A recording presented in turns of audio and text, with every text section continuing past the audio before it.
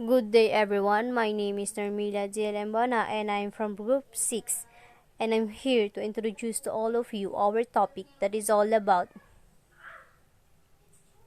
the agrarian disputes. So ano nga ba ang agrarian disputes na ito?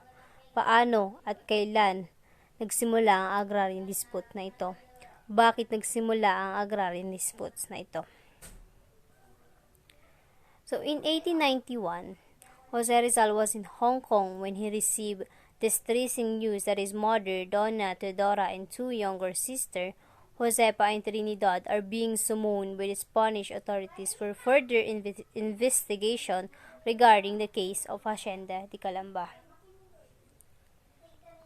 To show his support, he wrote to his family, "I am following your cavalry step by step. Do not be afraid. I am doing all I can. Patience, a little patience, courage."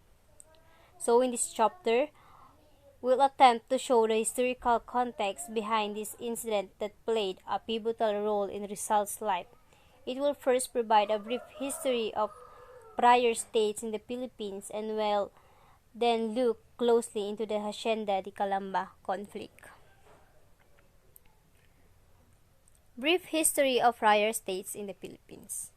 During the late 16th and early 17th centuries, the early Spanish conquistadors arrived in the Philippines and they were awarded a land grants which can be used of tracing the origin of the prior states. So, nagsimula ito noong nagsidatingan ng mga Espanyol dito sa Pilipinas, so ang tinatawag na Spanish Conquistador. Ano nga ba ang Spanish Conquistador? The word conquistador comes from Spanish and means he who conquers. The conquistadors were those men who took up arms to conquer, subjugate, and convert native populations in the New World. So, ang mga Spanish conquistador na ito ay nagbigay ng malaking lupain na tinatawag na Sitio de Ganado Mayor. Sitio de Ganado Mayor is a large tract of land measuring 1,742 hectares, and Caballeras is a smaller tract of land measuring 42.5 hectares. Noong ang namamalakad ay ang Spanish hacenderos, sila ay hindi nagtagumpay sa pagpapalago ng lupaing ito dahil sa tatlong rason. First, the Spanish population in the Philippines is transient. It was the common practice for Spanish administrator to return to Spain after having served in the country. Means, common practice na ito ng mga Spaniards na bumalik sa kanilang lugar pagkatapos pagsilbihan ng isang bansa. Second is the market for livestock products, which haciendas offered remain relatively small until the latter part of the Spanish colonial period. Dahil sa bilihan ng produkto sa haciendang ito ay nanatiling mababa dahil sa Spanish colonial period. Ang pangatlo is the galleon trade that was based in Manila offered a bigger economic rewards and attracted more Spaniards. Dahil sa tinatawag nating the galleon trade ngayon, kung saan inoffer nila ito sa Manila at ang mga Spaniards ay nahumaling na pumunta sa Manila at magbenta dito. And of course, it's because Spanish hacienderos lost their interest and inclination to develop their lands, but the religious soon took over the task. Ang mga Spaniards ay nawala ng interes na kung ano paman ay pinabayaan din nila ang hacienda sa kamay ng mga religious groups. Land was acquired by the religious order through various means. First is, the lands were donated by Spaniards seeking spiritual benefits. Second, there were cases too in which states that had been heavily mortgaged to the ecclesiastics were eventually purchased by the religious order themselves. 3. Filipino principles also contributed to the formation of the friar states through donation and sales. 4. Filipino believes that these lands that the religious orders got had no titles to their land and they only acquired it through usurpation and devious means. and last 19th century religious states in the Tagalog region continued to grow. They are constituted approximately 40% of the provinces of Bulacan, Tondo, Cavite, and Laguna. Nagkaroon ng pagkakasundo ang Spanish hacienderos sa mga religious groups na mga alagad dito. Nagsimula na ang pamamalakad ng religious group, ngunit sa pamamalakad nito nagkaroon ng mga paniningil, donation at sales. Dahil sa mga pangyayari, inimbestigahan ng religious group na patunayan na wala silang titulo sa lupaing ito, ngunit hindi ito pinansin ng mga religious group. Subalit, 40% ang binigay nila sa Bulacan, Tondo, Cavite upang mapalaki ang kanilang nasasakupan. Noong 19th century, preoccupation of the states was varied during the early Spanish colonial period. States primarily serve as cattle ranches as well as farms of subsistence crops. The main product is sugar and rice, which was also the main source of income of the religious group in the 19th century. They grew it until the hacienda's income increased, which they thought of charging the farmers with their earned income to benefit the spiritual beliefs of religious groups. Dahil sa mga magsasaka, nagkaroon ng magandang produkto ang hacienda na ito. Ang pangunahing produkto ay sugar at rice na kung saan ito ang pangunahing pinagkukunan ng kita ng religious group noong 19th century. Pinalago nila ito hanggang lumaki ang kita ng hacienda na kung saan nagkaroon ng pag-iisip na singilin ang mga magsasaka sa kanilang nakukuhang kita upang magkaroon ng benefits sa mga spiritual belief ng mga religious group. So, the next part of this report was to be reported by Clarence de la Peña that we're going to know what agrarian relation is. Thank you. Good day everyone, this is Clarence P. de la Peña, your today's reporter for this video. So, pagpasensyahan nyo na po kung may mga maririnig kayong unnecessary background effects. By the way, this video is the continuation of the first part of the Chapter 6, Agrarian Disputes, in which we are to witness its content. So let's get started. First up, we have the agrarian relations in the haciendas developed in the 16th and 17th centuries. In the formation of agrarian relations, primarily or in the social structures, to the lay brother administrators, which they are spotted at the top, and as follows is the cultivating tenants below. So, sino tong lay brother administrators na sinasabi dito? Now, if we research these terms, it comes up with the definition that lay brother is the member of the religious orders, particularly in the Catholic Church. They fulfill a role focused upon manual services and secular matters. Okay? And we have the cultivating tenants. As we all know, o sa mga di pa nakakaalam na ang mga tenants, they occupy a land or a property as they rented from their landlords. Even though lay brothers administrators were under the direct authority of the heads of their religious orders, they were relatively having the freedom to make their own decisions wisely in the administrative affairs. On the other hand, the tenants were to work the land and pay an annual rent, which usually a fixed amount of harvest, and in the later centuries, it changed into a money. As the times goes by, in the mid-18th centuries, a system is presented to be used as a basis to an expanding system. This system is useful for the continuing growth of the land. So we call this the inquilinato system. To visualize the perspective and positions of the inquilinato system, we have in here the exact visual of the system. First, we have the landlords, which is present at the peak of the pyramid, and to be followed by the inquilinos. And lastly, we have the sharecroppers. So this three-pointing system is also called the three-tiered system. For them to clarify its positioning, as they emphasize its system this way.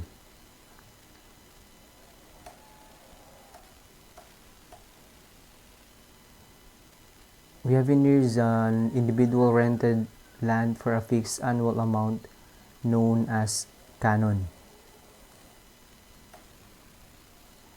Aside from the rent, the inquilino was also expected to render services to his landlords. No? As we all know earlier in this topic, that inquilinos are having the freedom, but they are also required to service their landlords. No? If they fail to such requirements, they could face expulsion from their land. So expulsion, no? Sila'y papaalisin or may eviction ang mangyayari.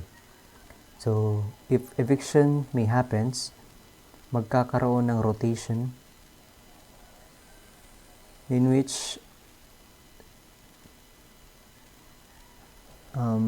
the kasama or sharecroppers would take on the task of cultivating the soil. By leasing the land to inquilino, the religious hacienderos, landlords, freed themselves to the social responsibilities in a form of direct interaction with the sharecroppers, since it was not the inquilinos who dealt with directly to the kasama. So, medyo malilito kayo dito na magkakaroon ng rotational between the landlords, inquilinos, and the kasama, in which hacienderos freed themselves to the task or to handle the land. For the inquilinos who can deal with the land together with kasama, they are now having the responsibility to the land. So otherwise, kasama is exempted. They are exempted from the responsibilities of forced labor demanded by the Spanish government. So we have here is a downside arrangement. So this is the effectiveness of the system, in which we call the inquilinato system. No?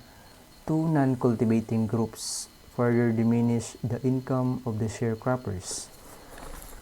After the inquilinato paid his rent to the religious hacienderos and deducted his own shares, the remaining income is then divided among sharecroppers. So, during the harvest season, hacienderos are now getting the income of the land, in which inquilinos presented its currency or the income to the hacienderos or to the landlords. No? Along the way, the remaining income daw, sinasabi dito na magkakaroon ng dividend sa mga sharecroppers o sa mga nag-cultivate ng lupa. So, that's it for the inquilinato system. All of the perspective in taking care of the land The changes in the social structures and land tenure practices would eventually render the haciendas as sites of contestation among the Spanish religious hacienderos, the inquilinos, and the sharecroppers. It is not surprising that Philippine Revolution broke out in 1896. No, there were abuses in the prior estates, as it was identified as one of the main causes that investigate the revolt. No, so further discussions will be discussed by the next reporter, which focus on the revolution of the agrarian disputes. I think that could be all. Thank you for listening. Hi everyone, I am Fairuz Moraki from the Group 6, and this was the continuation of the discussion by Mr. Clarence. This topic is all about the Hacienda de Calamba conflict. On 1759, not much is known about the Hacienda de Calamba. Ang alam lang ng mga tao ay pagmamayari ito ng mga Spanish laymen. On the same year, a destitute Spanish layman, which is si Don Manuel Jauregui, donated his lands to the Jesuits. When we say Jesuits, they are member of the Society of Jesus. So in exchange of his donation, he would be allowed to live in the Jesuit monastery for the rest of his life. So, after 8 years na pag-aangkin ng mga Jesuit doon sa property, ay na-expel sila. They were expelled from the Philippines through a decree that was signed by King Charles on February 27, 1767.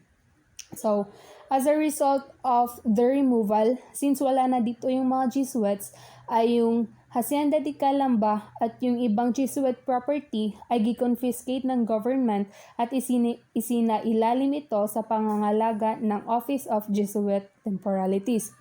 So, in 1803, since nasa kamay na ng government yung Hacienda de Calamba at yung iba pang Jesuit properties, ay yung benenta nila yung Hacienda de Calamba sa isang Spanish layman, which is si Don Clemente de Azanza, sa halagang 44,507 pesos. So after 30 years nasa kamay niya yung Hacienda de Calamba, ay namatay rin siya. That was on 1833. Since namatay si Don Clemente, ay binili na naman ito ng mga Dominicanong praile sa halagang 52,000 pesos. The measure of the land was 16,424 hectares. So since by this time, kumalat na sa ibang karatig na bayan ang tungkol dito sa pagbili ng mga Dominicanong praile doon sa lupa. So maraming pamilya ang nag-migrate rito in search of economic opportunities. So isa na dito sa mga pamilyang nag-migrate ay ang pamilya ni Rizal, who eventually became one of the principal inquilinos in the hacienda. Although the lands in Calamba were leased to several families, yung pamilya ni Rizal yung nakakuha ng pinakamalaking bahagi ng lupa, measuring approximately 380 hectares. Sugar was a main commodity planted in the hacienda as there was a demand for the crop in the world market. Kalakihan dun sa yaman nila Rizal ay nanggaling doon sa business nila. Hence, it is but natural that when the conflict began to manifest itself as early as 1883, there was much for the family to be concerned about. The discussion will be continued by Mr. Roberto. That's all. Thank you. 1883 nung isinulat ni Pasiano Rizal yung tungkol sa hindi pagbalik ng resibo ng mga parile sa kanilang mga renta. 2 years later nang hindi nakapagbayad ang mga tenant sa kanilang renta dahil ito nga ay mataas at yung prices ng sugar ay nananatiling maliit. As a punishment, idineklara ng mga Dominikano na ang mga lupang ito ay bakante at nag-imbita ng mga tao galing sa ibang lugar na pumalit nito. And since maliit lamang ang nakapag-intriga nito, walang nagawa yung mga Dominikano kundi ipahina na lang yung posisyon ng mga tenants. So, most of them were spared from the eviction, hindi sila tanggal. Lumala ito nung ang brother-in-law ni Rizal na si Mariano Herboso ay nagreklamo tungkol sa taon ng pag-angat ng renta, palpak na sistema ng irigasyon at saka palpak sa pagbigay ng resibo ng mga renta. Dumagdag pa ng problema na ang presyo ng sugar sa world market ay unti-unting bumababa. So, dahil nga sa mga kaganapang ito, hindi nakapagtiis si Pasiano, kundi ibalik na lang ang kanyang lupa at maghanap ng iba. So, 1887, ipinag-utos ng colonial government sa mga tenants ng hacienda na mag-submit ng report of income nila at saka production of the state. And dahil suspecha nila na yung mga Dominikano ay hindi na nagbabayad ng kanilang mga buwis. So, ito naman ay agarang isinunod ng mga tenants ng hacienda. At the same time, um, nag-submit din sila ng petisyon na si Jose Rizal mismo ang naglagda. Um, nakalista dito ang hinagpis at hinaing ng mga hacienda owners laban sa mga praile o Dominikano dahilan sa pagtaas ng presyo ng renta. So, at ang ginawa nila ay hindi sila nagbayad as a show of resistance.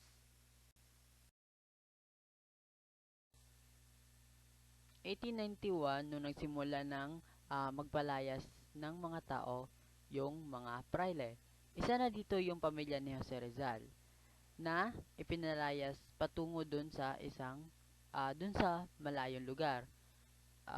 Yung pagpapalayas nito ay mapapawalang bisa lamang kung may isang gobernador general na makakapagbigay ng decree na sila ay pwedeng or maaaring magstay. So, yun nga, magstay. So, yung experience ni Rizal nito, yung hinagpis niya about dito is makikita probably dun sa kanyang second novel which is yung El Filibusterismo. So, summary, ipinapakita ng chapter na ito kung saan galing yung brief history ng lupa ng hacienda at ipinapakita din dito yung agrarian relations nito tulad ng mga landlords, inquilino at kasama yung paano nila ipinamahala yung lupa or kung paano nila pinamamahalaan yung lupa. Ipinoint out din dito na yung pamilya ni Rizal ay isang inquilino at nagmamay-ari ng isang malaking lupa. Isinaad din dito sa chapter na ito na about sa Hacienda de Calamba kung paano may himagsikan at kung paano ito nakapaapekto sa buhay ni Rizal.